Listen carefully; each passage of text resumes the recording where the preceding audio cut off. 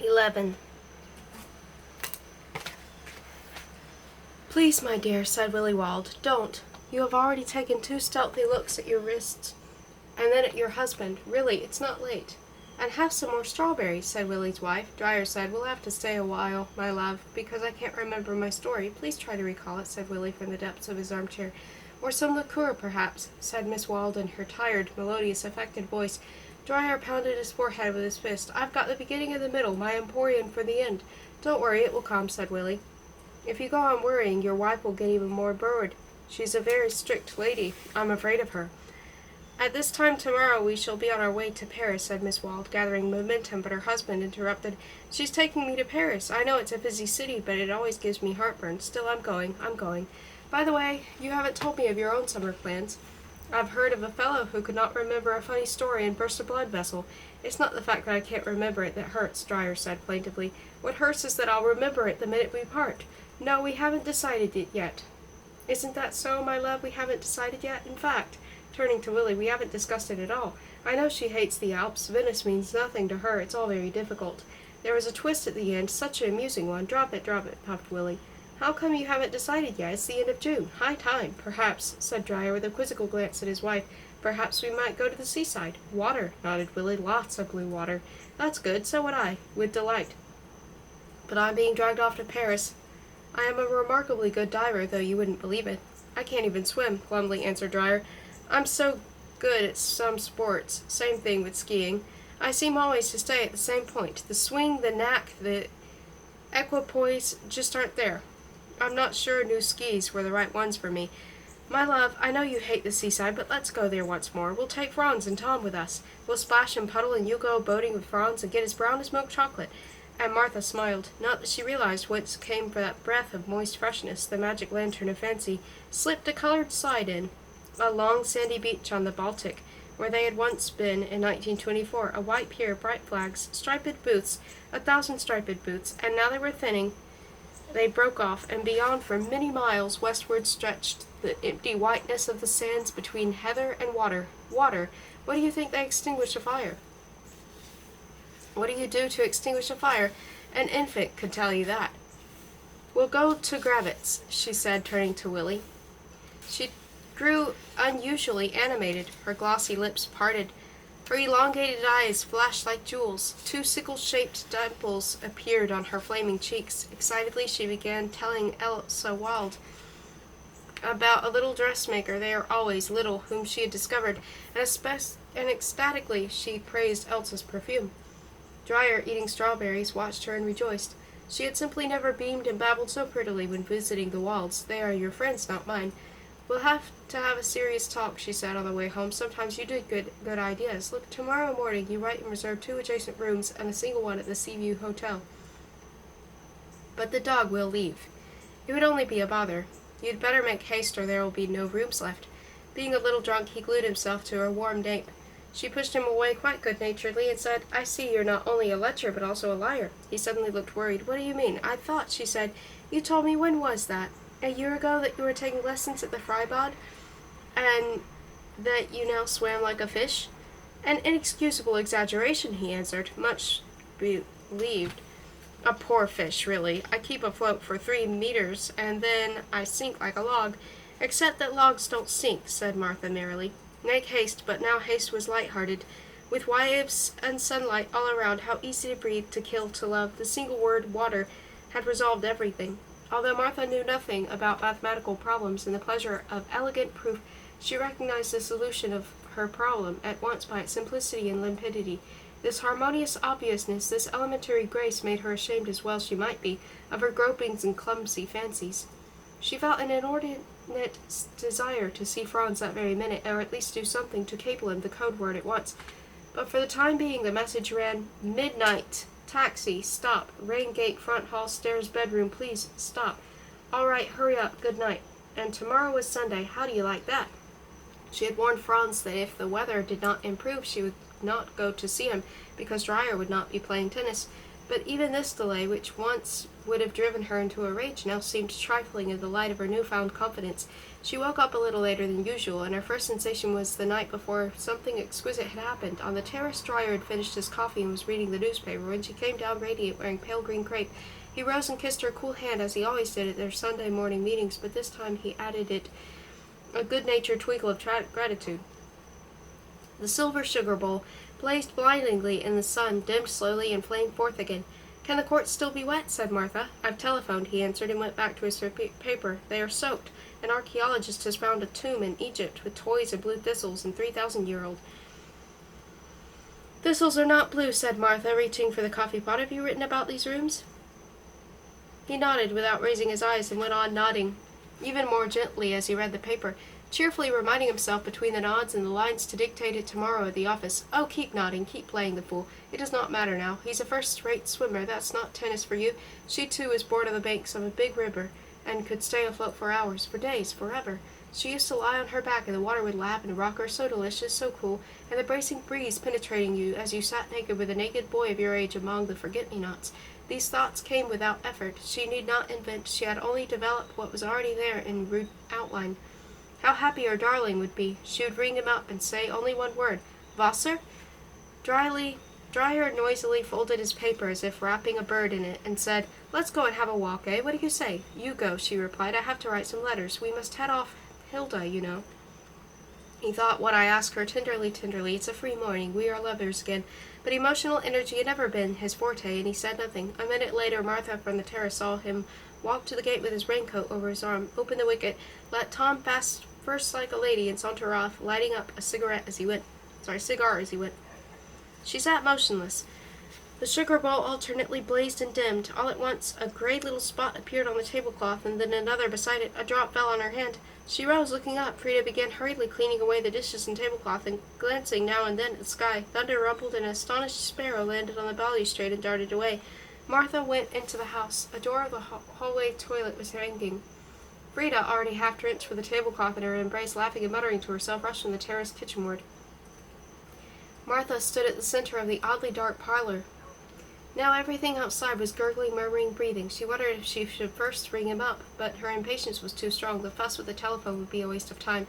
She put on her mackintosh and went rustling round and snatched up an umbrella. Frida brought her hat and handbag from the bedroom. "You ought to wait it out," said Frida. "It's regular deluge."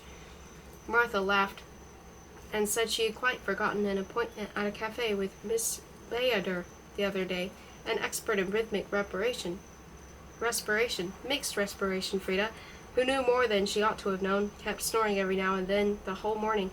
The rain began drumming on the taut silk of her umbrella. The wicket swung shut, splashing her hand. She walked quickly along the mirrory sidewalk, hurrying toward the taxi stand. The sun struck the long streams of rain, causing them to slant, as it were, and presently they turned golden and mute. Again and again the sun struck, and the shattered rain now flew in single fiery drops, and the asphalt cast reflections on iridescent violet, and everything grew so bright and hot that wet-haired Dryer shed his raincoat as he walked, and Tom, who was somewhat darker after the rain, perked up and marched on, a brown dachshund. Tom and the dachshund circled in one spot, or rather Tom circled while the dactyl turned abruptly in one piece every now and then until Dryer whistled. He walked slowly, looking right and left, trying to find the newly built cinema that Willie had mentioned that night before. He found himself in a district that he had seldom visited, although it was not far from his house. He turned into a park to give the dog more exercise, and then to cut across a piece of wasteland adjoining an unfamiliar boulevard. A little farther he crossed the square and saw at the corner of the next street a tall house bared of most of its scaffolding. Its first story was ornamented with a huge picture advertising the film to be shown the opening night, July 15th, based on Goldamar's play, King, Queen, Knave, which had been such a hit several years ago. The display consisted of 3 gigantic, transparent-looking playing cards resembling stained-glass windows, which would probably be very effective when lit up at night. The king wore a maroon dressing gown, the knave a red turtleneck sweater, and the queen a black bathing suit. "Must not forget to order those rooms tomorrow," reflected Dryer, and to dictate another important note that the faithful Miss Reich would write over her signature. "Dr. Eyre must leave the city to his great regret. Cannot continue to pay for the flat where you persist in receiving other idiots," or something along those lines. He was about to turn back when Tom gave a short, muffled bark, and Franz came out of a little cafe, wiping his mouth with his knuckles. Well, fancy running into you," exclaimed Dryer. "Starting the day with schnapps, eh?" My landlord has stopped serving me breakfast, said Franz. What a horrible encounter. Side by side they walked, eyed the luminous puddles. They almost never had occasion to be alone together, and Dreyer now realized that they had absolutely nothing to talk about. It was an odd feeling. He tried to clarify it for himself. He saw Franz practically every other evening at his house, but always in Martha's presence. Franz fitted naturally into those usual surroundings, occupying a place long since set aside for him, and Dreyer never spoke to him in any but a joking, casual way, seeking no information and expressing no feeling except Franz on trust amid the rest of familiar objects and people, interrupting with irrelevant remarks the silly and dull narratives that Franz vaguely directed at Martha. Dreyer was well aware that his own secret shyness, his inability to have a frank, serious heart-to-heart talk with a person whom ruthless chance confronted him with. Now he felt both apprehension and an urge to laugh at the silence that was being wedged between him and Franz. He had not the least idea what to do about it. Ask him where he was going? He cleared his throat and gave Franz a sidelong glance. Franz looked at the ground as he walked. Where are you going? Asked Dreyer. I live near here, said Franz with an indefinite gesture. Dreyer was looking at him unkindly. Not unkindly. Let him look, thought Franz. Everything in life is senseless. And this walk is senseless, too. Fine, fine, said Dreyer. I think I've never been here. I cut through a wild wilderness of kitchen gardens, and then suddenly there were half-built houses all around me. By the way, do you know what? Why don't you show me your apartment? Franz nodded. Silence. Presently he pointed to the right, and both involuntarily quickened their step in order to accomplish at least not wholly aimless act, a right turn. Tom, too, looked ennuied. He was not over fond of Franz. How stupid, thought Dreyer. I must find something to tell him. We are not following a hearse. He wondered if he should not tell him about the electric mannequins. It might interest a young man. The subject, in fact, was so entertaining that he had to quite make an effort not to gush about it at home. Lately, the inventor had asked him not to visit the workshop, saying he wanted to prepare a surprise, and then the other day, looking very smug, he invited Dreyer to come. The sculptor, who looked like a scientist, and the professor, who looked like an artist, who also seemed extremely pleased with themselves. Two young men from the store, Moritz and Max, could hardly hide their giggles. Pulling at a cord, the inventor drew open a black curtain, also an innovation, and a pale, dignified gentleman in dinner jacket with a carnation in his buttonhole walked out of the side door at the left, crossed the room in a lifelike, though somewhat somnambulic gait, and left by the side door at the right. Behind the scenes, he was seized by Moritz and Max, who changed his clothes while a youth in white, with a racket under his arm, wandered across the room in his turn and was immediately followed by somnambule number 1, now wearing a gray suit with an elegant tie and carrying a briefcase. He dropped it absent-mindedly before leaving the stage, but Moritz retrieved it and followed him to the exit. Meanwhile, the youth reappeared, now sporting a cherry-red blazer, and after him the older man, soberly clad in a raincoat, ambled along in his melancholy and mysterious dream. Dreyer found the show absolutely entrancing. Not only did those grandly trousered legs and properly shod feet move with stylized grace that no mechanical toy had ever achieved before, but the two faces were fashioned with exquisite care in the same wax-like substance as the hands.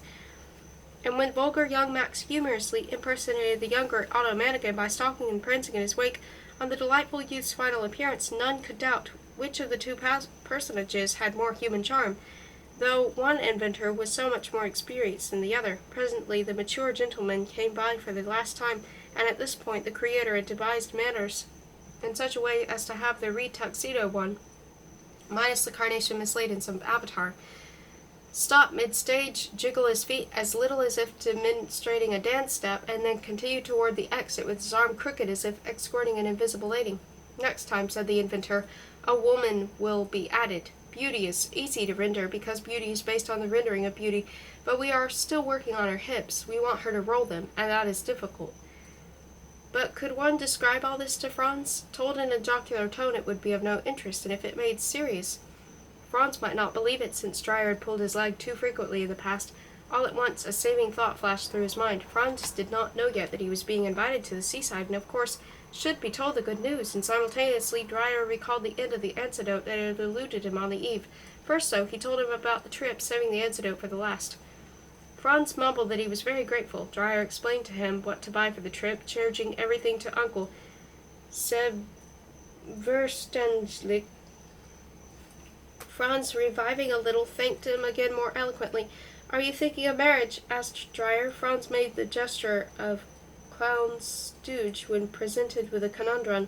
Because I might find you a very amorous bride, Franz grinned. I'm too poor, he replied. Perhaps if I got a raise. That's an idea, said Dreyer. We are almost there, said Franz, and almost fell over Tom, who also stopped. Dreyer decided he would wait to tell his story, which was really an extremely funny one, until they were in Franz's room. Certain vehement gestures and extravagant attitudes had to accompany the story. This was a fatal postponement. He never told it. They were now in front of the house, where another good antidote was in the process of what botanically minded folklorists call exfoliating. Tom stopped again, looked up and back. March, march, said Dreyer, and then with his knee pushed intelligent hound. I live there, said Franz, pointing at the 5th floor.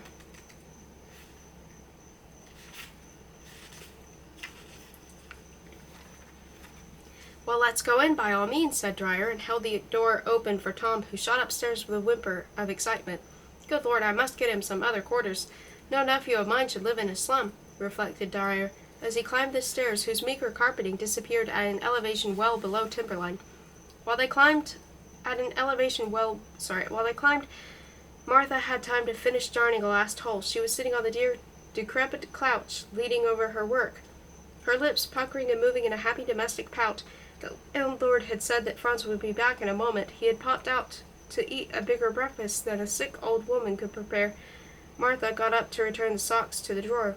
She was already wearing the emblematic slippers, and had laid out the little rubber basin coquettishly covered with a clean towel. She stopped in a half-bent attitude, holding her breath. He's here, she thought, and gave a blissful sigh. Then a strange patter of non-human footfalls came along the corridor. A horribly familiar bark rang out. Quiet, Tom, behave yourself, said Dreyer's cheerful voice. Third door on your right, said Franz's voice. Martha made for the door in order to turn the key in the lock. The key was on the other side. Here, asked Dreyer, and the handle moved. She braced her whole body against the door, holding the handle with her strong hand. The key was heard to turn this way and that. Tom was ardently sniffing under the door. The handle attempted to jerk again. There were now 2 men against her. She slipped and lost a slipper, which had happened already in another life. What's the matter, said Dreyer's voice. Your door doesn't open. Her efficient lover was helping to press on the door. 2 idiots, thought Martha coldly, and started to slide again. She heaved with her shoulder and forced it shut. Franz was muttering, I don't understand it at all. Maybe it's some joke of my landlord's. Tom was barking his head off. He shall be destroyed tomorrow. Dreyer was chuckling and advising Franz to call the police. Let's kick it in, he said. Martha felt she could not hold the door any longer. Suddenly there was silence, and in the silence a squeaky, querulous voice uttered the magic anti-sesame. Your girl is in there. Dreyer turned.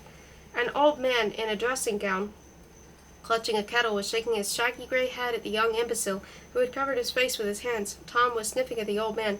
Dreyer burst out laughing, and dragging the dog by the collar, started to walk away. Franz accompanied him to the hallway and tripped over a pail. Aha, that's what you're up to, said Dreyer. He winked and nudged Franz in the solar plexus and went out. Tom looked back and then followed his master. Franz, wooden-faced and a bit unsteady on his feet, returned along the corridor and opened the now unresisting door. Rosy, disheveled, panting as though after a fight, Martha was looking for her slippers. Impetuously she embraced Franz. Beaming and laughing, she kissed him on the lips, on the nose, on his spectacles, and then sat him down beside her on the bed, gave him a drink of water. He rocked limply and dropped his head in her lap. She stroked his hair and softly, soothingly explained to him the liquid, the resplendent solution. She was home before her husband, and when he arrived, and Tom trotted up to her, and she gave the dog a withering, derisive look. Look, said Dreyer, our little Franz. No, just imagine, he spluttered and shook his head for a long time until he could finally tell her. The image of his somber and awkward nephew fondling a big, hefty sweetheart was unspeakably comic. He recalled Franz hopping on one foot in soiled underpants, and his mirth increased. I think you're simply envious, said Martha, and he tried to hug her. The very next time Franz came to supper, his clever uncle began poking fun at him. Martha kicked her husband under the table. My dear Franz, said Dreyer, moving out of her shoe's range, perhaps you don't feel like going away to a distant shore. Maybe you are perfectly happy in town. You can speak frankly. After all, I was young myself. Or else he would turn to Martha and casually observe, You know, I've hired a private detective. His job is to see that my clerks lead an ascetic life. Do not drink, do not gamble, and especially do not hear he press his fingers to his lips as if he had said too much and glanced at his victim. Of course, I'm joking, he continued in mock confusion, and added in a thin, artificial voice, as if changing the subject. What lovely weather we're having." Only a few days remained before the scheduled departure. Martha was so happy, so calm, that nothing could now affect her very deeply. Her husband's witticisms would soon end as would everything else, his cigar, his eau de cologne, his shadow with the shadow of a book on the white terrace. One thing only, the fact that the director of the Seaview Hotel had had the impudence to take advantage of the vacational influx and demand a colossal price for the rooms, only this could still perturb her.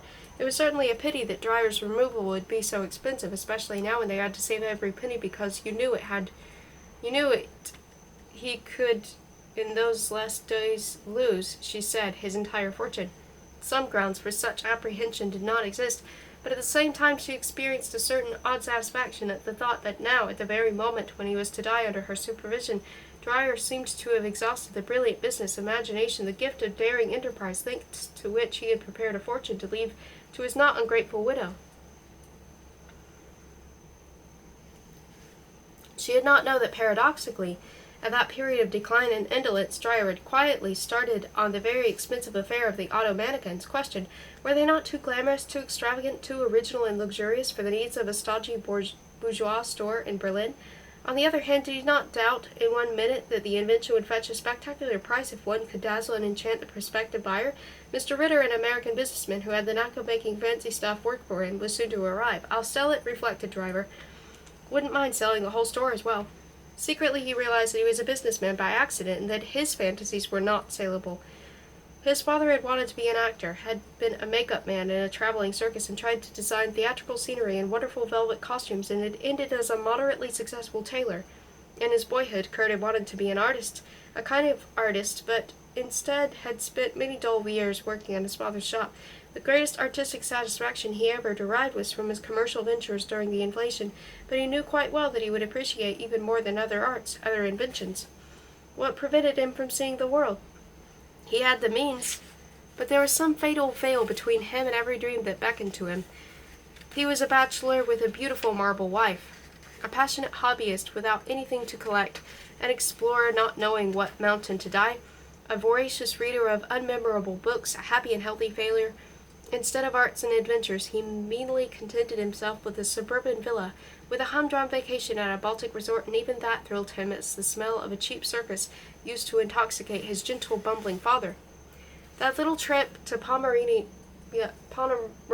Bay was in fact proving to be quite a boon for everybody concerned, including the god of chance, Casualty or Slook, or whatever his real name was. Once you imagine that God in the role of the novelist or the playwright, or as Goldemar had in his most famous work.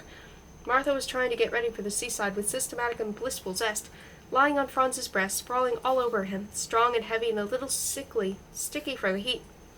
She whispered into his mouth and ear that his torments would be soon allayed. She purchased, not at the husband's store, oh no, various festive fripperies, a black bathing suit, a bathrobe zigzagged with blue and green flannel slacks, a new camera, and a lot of bright clothes, which, she chided herself with a smile, was reckless, since she would be soon in mourning. Dryer depended on the Emporium for a tremendous beach ball and a new type of water wings.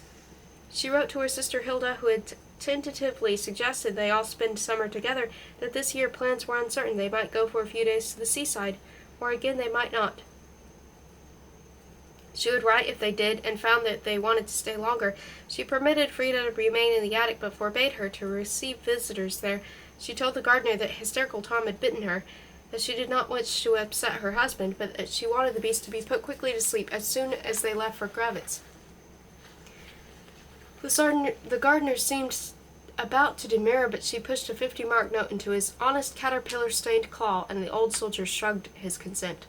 On the eve of their departure, she inspected all the rooms of the villa, furniture, dishes, pictures, whispering to herself and to them that in a very short time she would return. She would return free and happy. That day Franz showed her letter from his mother. The woman wrote that Emmy would be getting married in a year. "In a year," smiled Martha. "In a year, my darling, another wedding will be taking place too. Come on, cheer up, stop picking your navel, everything is fine." They were meeting for the last time in the shabby room, which already had an apprehensive, unnatural look, as happens when furnished room parts with its tenant forever.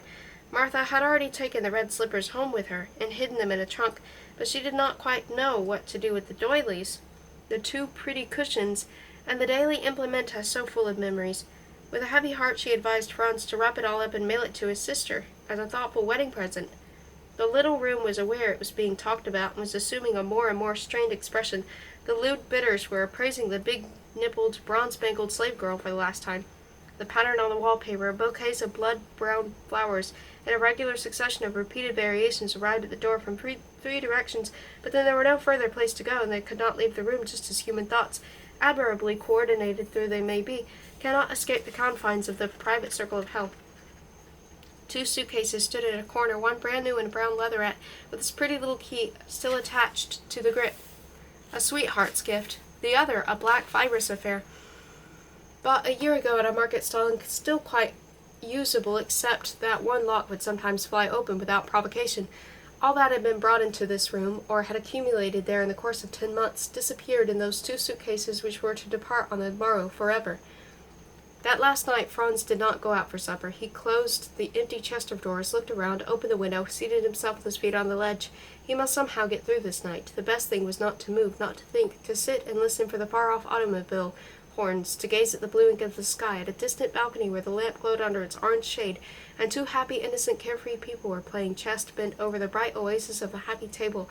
That third of a man's consciousness, the imaginable future, had ceased to exist for Franz except for as a dark cage full of monstrous tomorrows huddled up in an amorphous heap.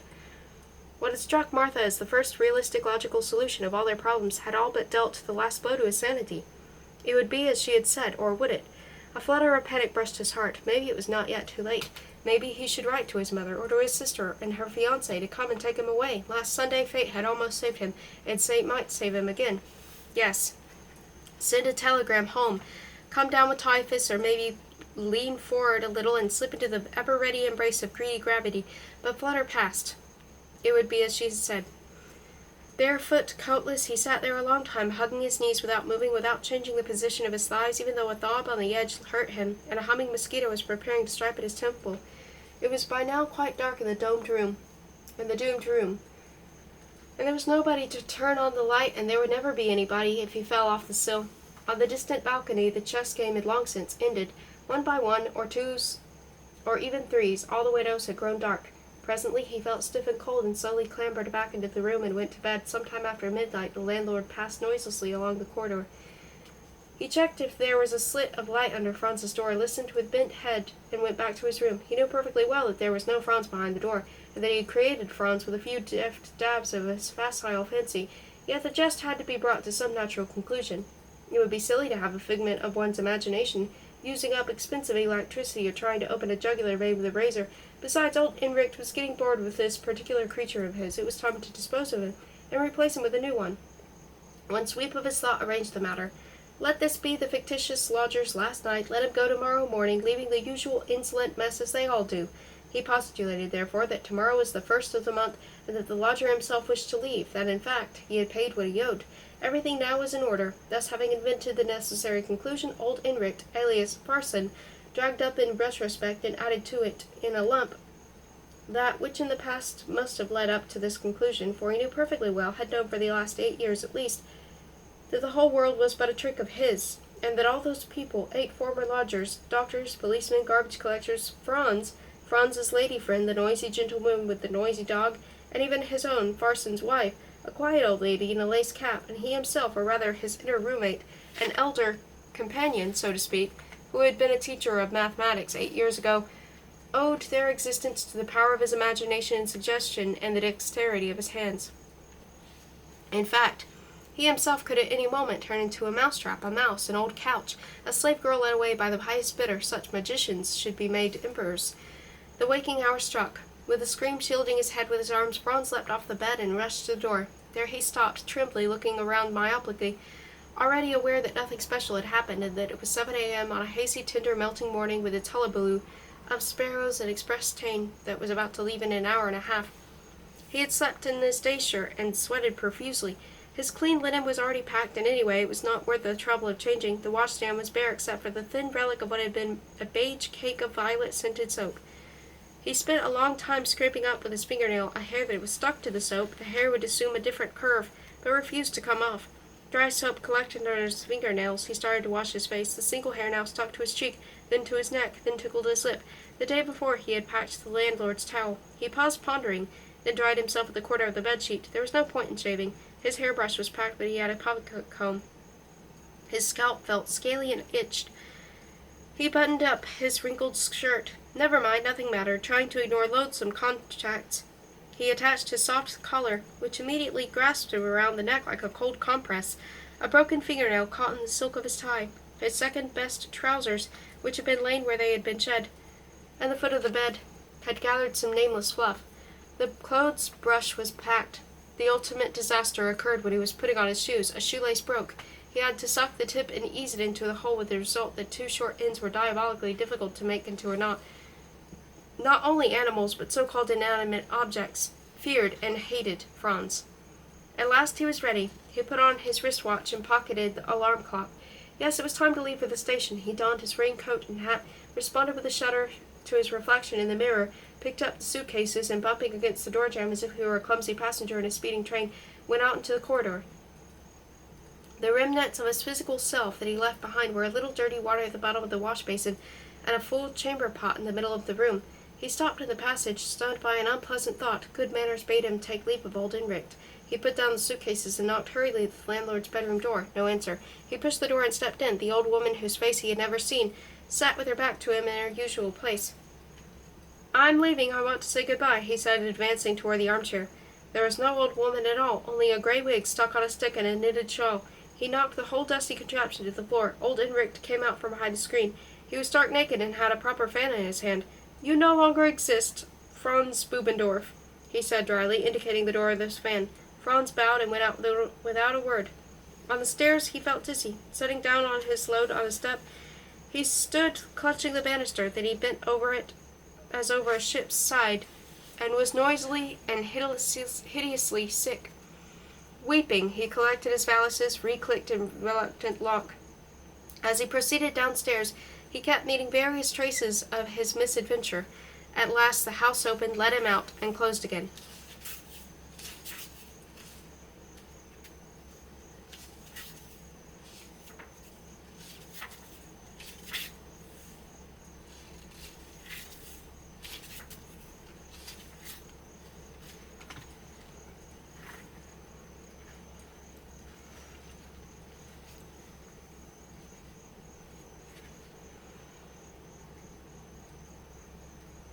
Okay, I think I'll leave the last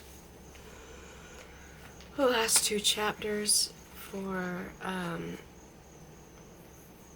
the next video, and that'll be the last part.